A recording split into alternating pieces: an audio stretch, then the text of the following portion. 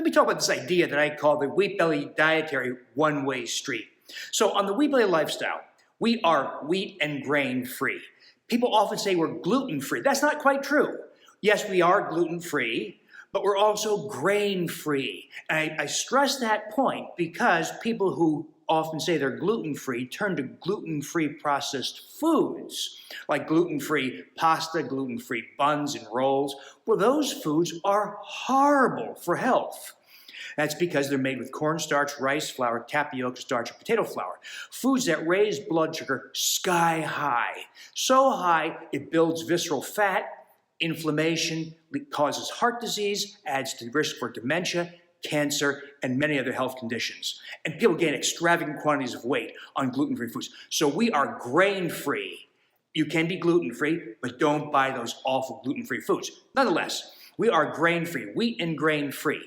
And something wonderful happens, right? All kinds of health benefits develop, like weight loss, reversal of type 2 diabetes in the majority, even autoimmune diseases begin to recede.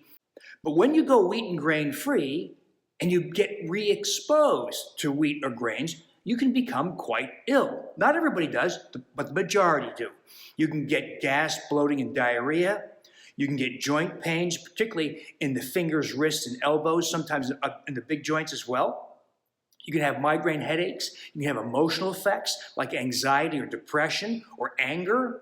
If you obtain relief from any kind of health condition by going wheat and grain free, such as relief from rheumatoid arthritis or psoriasis or eczema, it can come back with a vengeance. So re-exposures to wheat and grains are very often pretty nasty.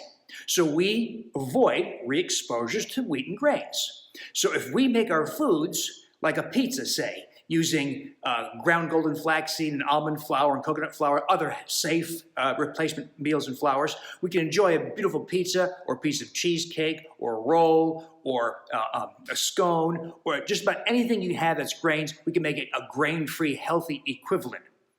Now, other people who are not following our lifestyle, who continue to consume wheat and grains, they can eat our food. They can eat the pizza you made for yourself and not get sick.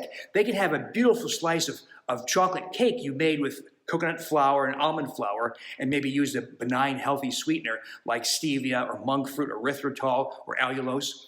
They can have a slice of cheesecake or chocolate cake and not get sick, and it'll be delicious. The texture may be a little bit different, but it'll still be delicious. But the opposite is not true. You can't eat their cheesecake or chocolate cake without getting sick. Okay, do you see what I mean by a one-way street?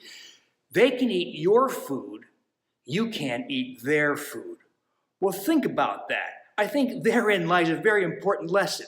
If other people can eat your food made without wheat and grains and enjoy it, a big slice of cheesecake or a piece of pie, and not get ill or have other adverse health effects like high blood sugar, but if you eat their food, let's say a slice of cake, and get joint pain, skin rashes, sky-high blood sugar, and all the consequences, long-term consequences of repetitive high blood sugars, you see what I mean? So bear this in mind and think about what that means, because if you can eat safe foods and other people can eat your safe foods, that's a problem, but you can eat their food. What does it say about their food, right? So this is part of the wisdom of the wheat and grain-free lifestyle.